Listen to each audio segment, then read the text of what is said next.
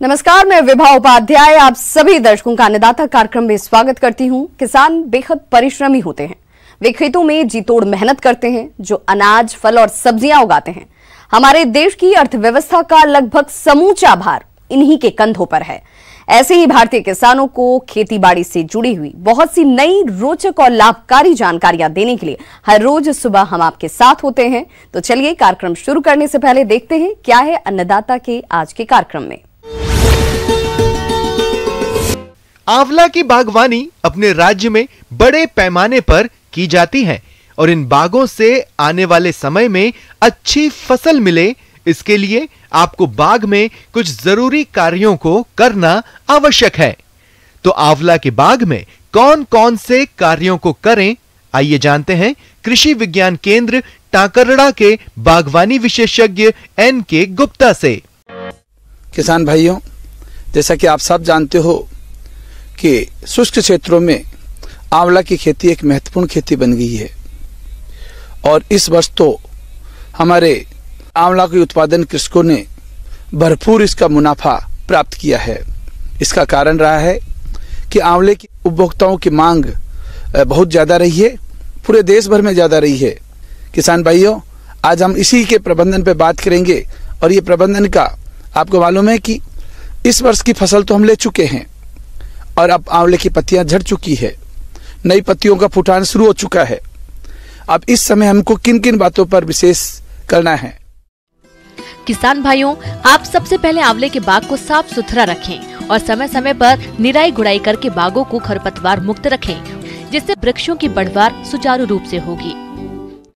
किसान भाइयों, आप सबके जितने भी आंवले के बगीचे लगे हुए हैं और जो 5 साल से ऊपर के हैं, उन सब के थावलों की, आप जो थावले देख रहे हो, उन थावलों को अच्छी तरह जितना पेड़ का फैलाव है बनाकर और उसमें उम्र के हिसाब से, मान लो आपका 5 साल का बगीचा है तो उसमें 50 किलो गोबर का खाद, 2 किलो सिंगल सुपर फास्फेट, ये अच्छी तरह से उसमें चारों तरफ से मिलाकर गुड़ाई कर देनी चाहिए।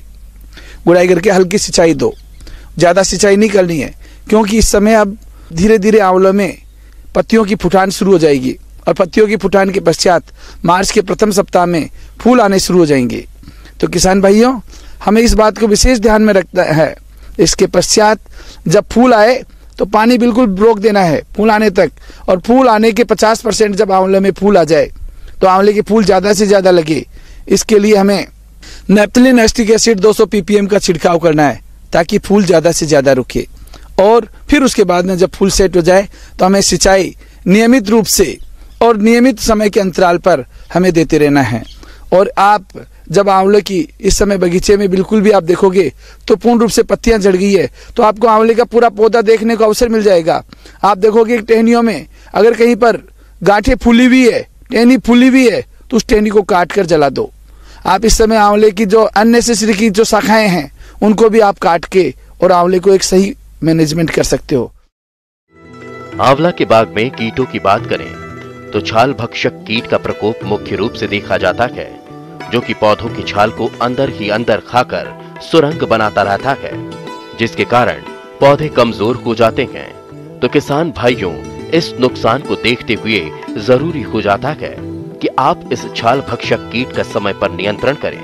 तो इसके लिए पौधों की सुरंगों को साफ करके किसी पिचकारी की सहायता से 3 से 5 मिलीलीटर मिट्टी का तेल प्रति सुरंग डालें, या रुई को मिट्टी के तेल में भरकर सुरंग में लोहे की छड़ की सहायता से डाल दें। इसके बाद ऊपर से सुरंग को गीली मिट्टी से बंद कर देते हैं। ऐसा करने से छाल भक्षक कीट मर जाएगा और आपका पौधा इस कीट से बच जाएगा। तो इन बातों को अगर हम समय रहते हुए अगर अपन ध्यान रखते हैं तो निश्चित रूप से जो आने वाली फसल हमारे लिए आंवले की भरपूर होगी, हम ज्यादा से ज्यादा फल ले सकते हैं और ज्यादा से ज्यादा मुनाफा कमा सकते हैं। ब्रेक के बाद आप सभी दर्शकों का अन्नदाता में एक बार फिर से स्वागत है। चलिए रुक करते हैं अपनी अगली कड़ी की ओर। अपने राज्य में गाजर की खेती बहुत से किसान करते हैं, लेकिन किसान भाई गाजर की खुदाई के समय जल्दबाजी कर देते हैं, जिससे जड़ें कट जाती हैं। ऐसे में किसानों को गाजर का बहुत कम मूल्य ही मिल पाता है। तो आप गाजर की खुदाई करते समय किन किन बातों का ध्यान रखें, इस बारे में उचित सुझाव दे रहे हैं कृषि विज्ञान केंद्र गुंता अलवर के कार्यक्रम समन्वयक डॉक्टर SK शर्मा। सभी किसान भाइयों को राम राम। और जैसा कि आप सबसे पहली बात तो ये कि सभी किसान भाइयों को गाजर उखाड़ते समय कुछ सावधानियां, कुछ विशेष क्रियाएं जो हैं उनको करना चाहिए ताकि ज़्यादा से ज़्यादा उनको फायदा हो सके, मुनाफा हो सके। गाजर का उपयोग सब्जी, सलाद, अचार, मुरब्बा, जूस और हलवा बनाने के लिए किया जाता है।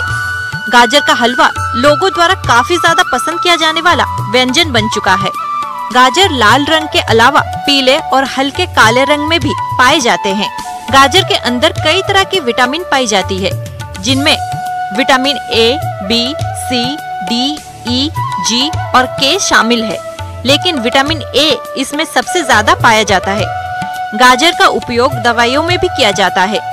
गाजर के अंदर बीटा कैरोटीन नामक तत्व पाया जाता है, जो कैंसर रोग के नियंत्रण के काम आता है। गाजर के इस्तेमाल से आंखों की रोशनी और पाचन संबंधित रोगों से छुटकारा मिलता है। किसान भाइयों, गाजर की फसल 3 से 4 महीनों में तैयार हो जाती है। गाजर की खुदाई उस समय करें जब फसल पूरी तरह से तैयार हो जाए। गाजर की खुदाई करने से पहले खेत में पानी देकर नमी बना दे, जिससे गाजर को आसानी से जमीन से निकाला जा सके।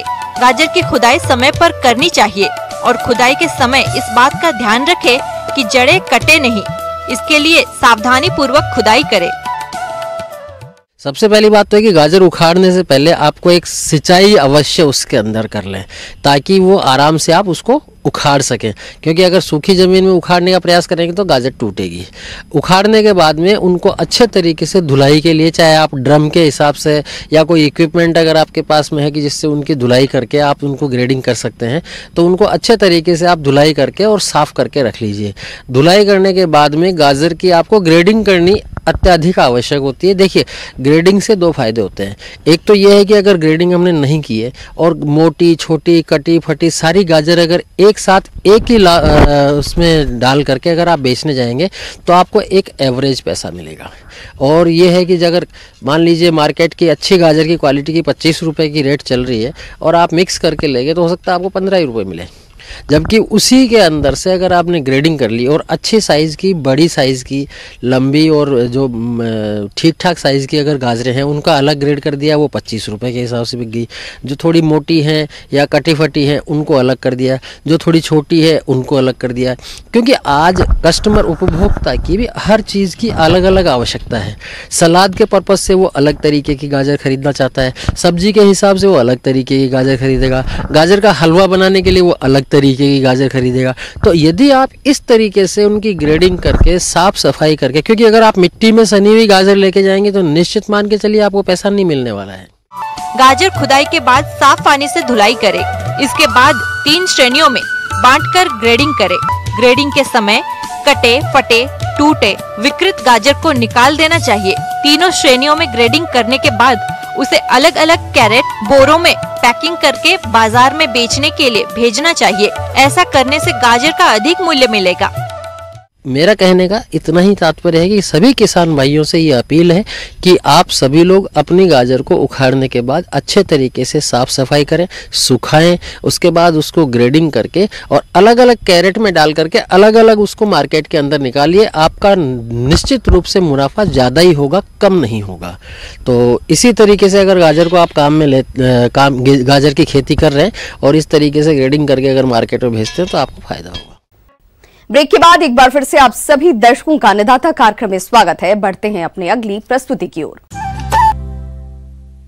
कम जोत वाले किसानों के लिए अच्छी आमदनी हेतु ऑयस्टर मशरूम उत्पादन की तकनीक एकदम खरी साबित हो रही है, क्योंकि इससे कम लागत के साथ साथ न केवल अच्छा उत्पादन लिया जा सकता है, बल्कि इससे खेती योग्य भूमि पर बढ़ रहे दबाव को भी कम किया जा सकता है।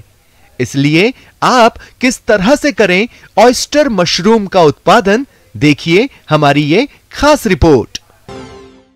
मैं आज आपको मशरूम की खेती के बारे में थोड़ा सा बताएंगे आपको कि ये जो मशरूम की खेती होती है एक व्यवसायिक के तौर पे कर सकते हैं। जो कोई भी बेरोजगार पढ़े लिखे इंसान या भूमिहीन किसान जिसके पास खेती नहीं है, बिना इसको मशरूम की खेती बिना खेत की खेती कर सकते हैं।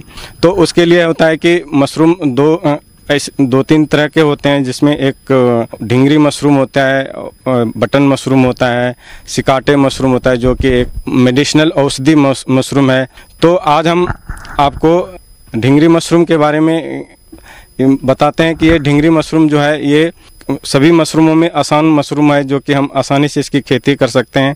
तापमान इसके लिए जो होता है कम से कम आपको 30-35 तक तापमान में इसका ढिंगरी मशरूम की खेती हो जाती है। उससे ज़्यादा तापमान में थोड़ा सा दिक्कत होती है, लेकिन आप इसको 35-40 तक टेम्परेचर में हम ढिंगरी मशरूम की खेती कर सकते हैं। और इसका सिंपल विधि है कि आपको एक गेहूं का तूरा लाना है, जिसको हम स्ट्रॉ भूसा भी कहते हैं। उस भूसे को हम क्या करते हैं 12 घंटे। किसान भाइयों, ऑयस्टर मशरूम को उगाने के लिए एक खास वातावरण की आवश्यकता होती है, जिसके लिए हम कच्ची झोपड़ी, घास फूस का घर अथवा पक्के कमरों का भी इस्तेमाल कर सकते हैं। मशरूम को उगाने के लिए कुछ माध्यम और बीज की जरूरत होती है। इसके अलावा किसान भाइयों 100 किलोग्राम भूसे को एक टंकी पानी भरकर उसमें डाल दें और उसमें 750 मिलीलीटर फॉर्मेल्डिहाइड और कार्बेंडाजिम दवा को डालकर टंकी को अच्छी तरह से पॉलीथीन अथवा ढक्कन से बंद कर दें और लगभग 12 से 14 घंटों के बाद इस भूसे को निकालकर साफ फर्श या पॉलीथीन पर फैला दें। ड्रेन इस तरह से करते हैं कि ताकि उसमें नमी कम से कम 60-62% तक नमी रहे होता है, तब हम उसमें स्पॉनिंग करते हैं, यानी उसमें बीज मिलाते हैं। बीज मिलाने की विधि होती है, एक तो होता है जितने तूड़ा आपने भिगोया है 100 किलो या 50 किलो जितना भिगोया है वो लगभग दुगुनी हो जाती है। यानी आप 20 किलो अगर आपने तूड़े को भिगोया है तो वो करीब 40-50 किलो हो जाएंगे। तो उसमें फिर आप 3% के हिसाब से हम उसमें बीज मिला देते हैं और मिला करके एक 24/18 यानी 3 से 5 किलो प्रति पॉलीथीन बैग में उसको जमा करके भर करके उसको रखते हैं। इस तरह से घर में झोपड़ी में रैक बना करके हम उस रैक पे रख देते हैं और उसके अंदर हम एक अंधेरा नुमा रहना चाहिए। झोपड़ी में क्या होता है, अंदर में अंधेरा रहना चाहिए और उसमें सफोकेशन टाइप का होना चाहिए, ताकि उसमें जो मशरूम है वो बरबार करता है। फिर बरबार करने के बाद उसमें 15 से 20 दिन में क्या होता है, वो मशरूम पूरे जो आपने तूड़े में लगाया है वो फैल जाता है। जब सफेद कवक जाल भूसे के चारों ओर फैलने लगता है तब पॉलीथीन को निकाल दें और इसके बाद मशरूम कक्ष में 22 से 30 डिग्री सेल्सियस तापक्रम को बनाए रखें। इसके लिए हल्की मात्रा में पानी का छिड़काव करें तथा नमी और आर्द्रता की कमी होने पर इस छिड़काव को दोहराते रहें। 35 दिन तक 30 से 35 दिन के बाद उससे मशरूम निकलता है। तो फिर हम उसको तोड़ लेते हैं, मचोर करके उसको या मरोड़ करके हम उसको तोड़ लेते हैं। तो इस तरह से आपको करीब 5 किलो थैली में आपको लगभग पहली बार कम से कम 1 किलो 1.5 किलो तक मशरूम निकलता है। तो इस तरह से हम एक थैली में से हम 3 बार मशरूम का करते हैं। तो व्यावसायिक रूप से जो फायदेमंद है वो 3 तोड़ाई के लिए फायदेमंद होता है। उसके बाद हम उसको निकाल करके बाहर फेंक देते हैं। तो इस तरह से हम ढिंगरी मशरूम को ज़्यादा से ज़्यादा कर सकते हैं, व्यवसाय के रूप में कर सकते हैं और अपना जो आमदनी है वो उसमें हम बरबार करके जो भारत सरकार का इच्छा है कि किसानों की आय दुगुनी 2022 तक करने का है, उसमें ये मशरूम उत्पादन आपको बहुत सहायता करेगा। धन्यवाद। अन्नदाता हेल्पलाइन निशुल्क फोन संपर्क सेवा के माध्यम से आपके द्वारा पूछे गए प्रश्नों में से 1 या 2 महत्वपूर्ण प्रश्न को हम अपने कार्यक्रम में शामिल करते हैं और इसी के तहत आज का चयनित प्रश्न और उसका जवाब इस प्रकार है। आज की अन्नदाता हेल्पलाइन में हमने जिस प्रश्न को शामिल किया है उसे पूछा है जिला भरतपुर के महेश कुमार ने। आपकी अलसी की फसल में उगठा रोग का प्रकोप है, आप इसके निदान के लिए जानकारी चाहते हैं, तो इसके लिए देखिए कार्यक्रम का यह अंश। मैं आज आपके साथ जो विल्ट लिनसीड का है, जो उगठा रोग जिसको बोलते हैं, जिसको हम अलसी और तीसी दोनों नाम से जानते हैं, इनके रोकथाम और इनसे बचाव के क्या उपाय हैं, कैसे इसको पहचानेंगे, इसके बारे में हम बात कर रहे हैं। तो सबसे पहले इसमें ये ध्यान देना है कि ये जो नए पौधे होते हैं उस पर सबसे ज़्यादा विल्ट का अटैक होता है, जो उकठा रोग है उसका अटैक होता है। और सबसे पहले इसकी जो पहचान है उसमें होता क्या है, जो इसका फसल जो है वो पीला पड़ जाता है और उसके बाद वो मर जाता है। स्टार्ट जो होता है, शुरुआत इसका लक्षण आप देखेंगे तो जो इसके टिप होते हैं पत्ते के सबसे ऊपरी जो सिरा होती है वहाँ से स्टार्ट होता है और धीरे धीरे नीचे की ओर बढ़ता है और फिर पत्ते पीले पड़ते हैं और पौधे फिर उसके बाद मर जाते हैं। मौसम में बदलाव और बार बार खेत में एक ही फसल लगाने पर फसल में उकठा रोग लगने की संभावना बढ़ जाती है। यह सामान्यतः मृदा और बीज जनित बीमारी है, जिसकी वजह से 10 से 12% तक पैदावार में कमी आती है। यह पौधे के जीवन काल में कभी भी हो सकता है। इसके लक्षणों की बात करें तो रोग ग्रसित पौधे के ऊपरी हिस्से की पत्तियां और डंठल झुक जाते हैं और मरने के लक्षण दिखाई देने लगते हैं। सूखने के बाद पत्तियों का रंग भूरा या तने जैसा हो जाता है। वयस्क और अंकुरित पौधे कम उम्र में ही मर जाते हैं एवं भूमि की सतह वाले क्षेत्र में आंतरिक उत्तक भूरे या रंगहीन हो जाते हैं। तीसरा पहचान इसका आप देख सकते हैं कि जो इसका बढ़वार जो है, ग्रोथ जो है पौधे का, वो रुक जाता है। तो इससे बचाव के लिए हम लोग को थोड़ी सी सावधानी बरतनी होगी।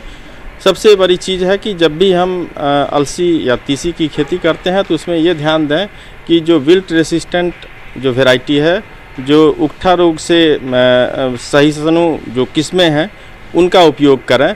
उसमें नीलम, केटू, ये सब किस्में जो हैं काफ़ी अच्छी है और इनको आप ले सकते हैं। इसके बाद जो हमारे फसलों से फसल के जो अवशेष होते हैं खेत से, उनको साफ़ कर दें।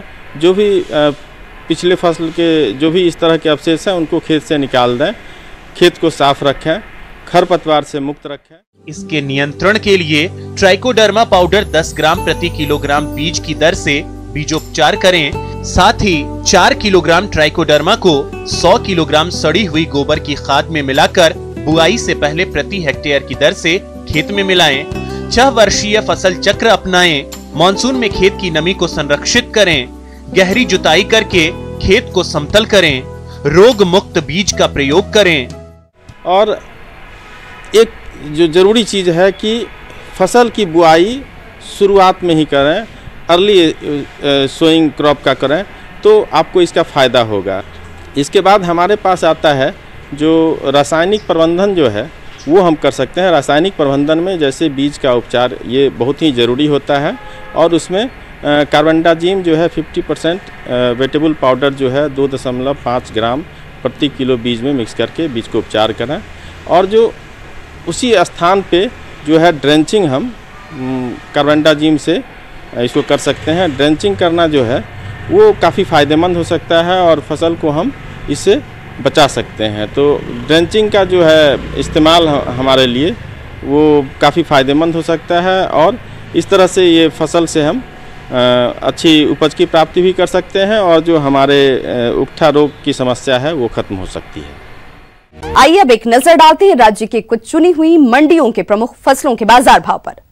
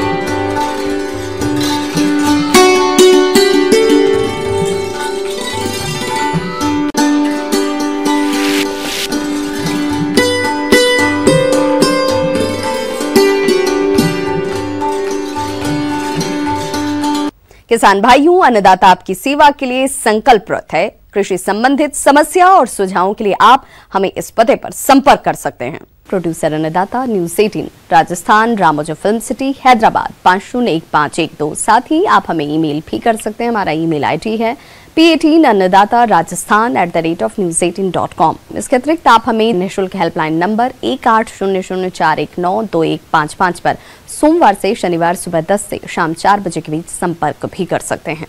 किसान भाइयों, अब समय हो रहा है आपसे विदा लेने का, तो हमारी अन्नदाता टीम को दीजिए इजाजत। कल फिर से होगी आपसे मुलाकात कृषि संबंधित कुछ और महत्वपूर्ण जानकारियों के साथ। नमस्कार।